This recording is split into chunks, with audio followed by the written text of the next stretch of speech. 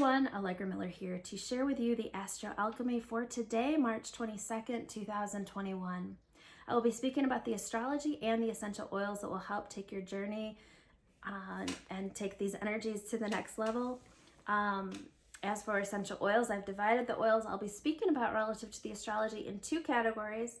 The top three in the basic category, meaning for those of you that are just getting started, you're likely to have at least one of the following oils. Those are doterra Balance, Lavender, and Adaptive. And in the specialty category, doterra Clary Calm, Zendocrine, and DDR Prime. If you don't yet have doterra, please reach out. I'd love to support you in getting started. I have been teaching about and selling doterra for over 7 years and am very passionate about transforming lives with these products.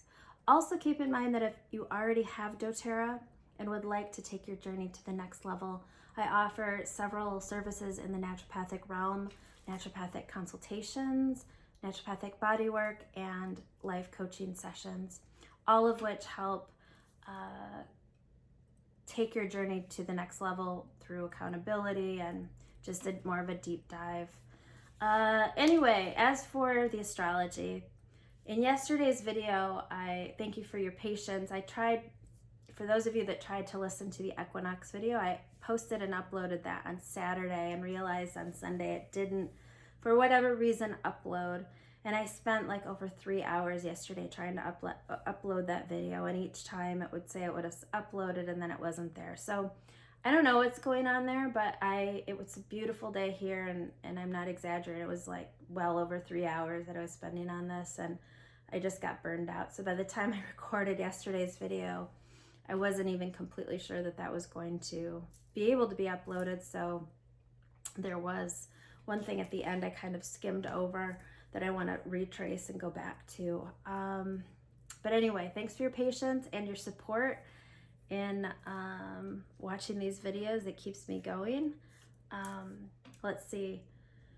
As for what I skipped over yesterday, Mars in Gemini trine Saturn in Aquarius, and this is very noteworthy to our evolution, because if we look back to what was happening at this time of the year last year, Saturn moved into Aquarius, and at the end of March, Mars met Saturn in Aquarius in a conjunction. Now, if we look back to what was happening in all of our lives, that was the beginning of a lockdown, that was kind of the height or the beginning height of the pandemic and blah blah blah. But beyond that, a lot was happening in everyone's lives, it seems. I mean, in a lot of people's lives, major stuff was happening above and beyond just the pandemic. So it is noteworthy because this time now Mars was in Gemini, and a trine is a super empowering conversation between these two planets that is a different level than what was happening last year. So my sense is that whatever was being brought up to the surface for our growth, because Mars is the energy of, Mars is a planet of energy, sexuality, force, aggression. Saturn is discipline, responsibility, limitation, constriction. These are both kind of teaching energies historically that when they came together last year was going to bring growth stuff up to the surface. This trine, especially with now Mars being in Gemini, offers the potential for an even deeper evolutionary leap and freeing up our energies and whatever was constricted then and being brought to the surface to be freed up in a different way. It's also a foreshadowing of energies that could potentially be on the horizon with Pluto moving into Aquarius in 2023. But I'll talk about that more later. I just thought it was noteworthy because it's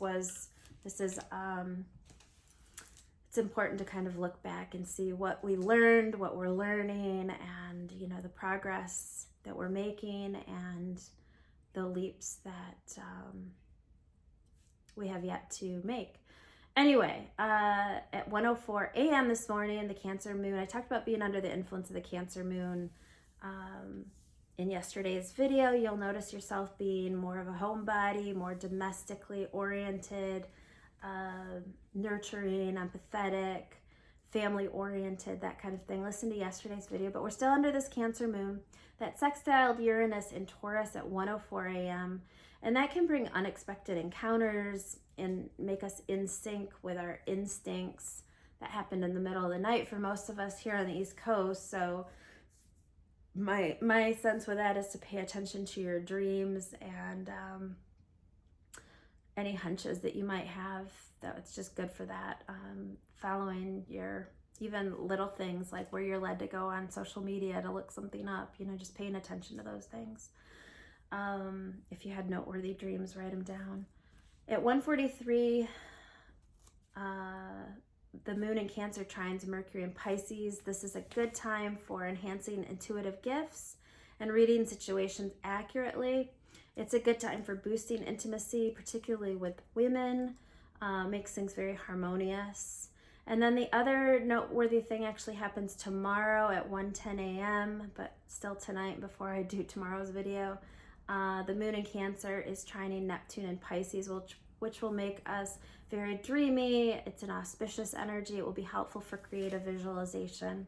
So with all of that in mind, I did choose balance today to help ground our energy.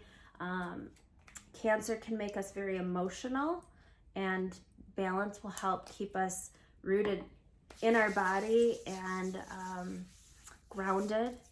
And lavender I chose because it's so powerful at helping with anxious feelings. It's helpful with communication.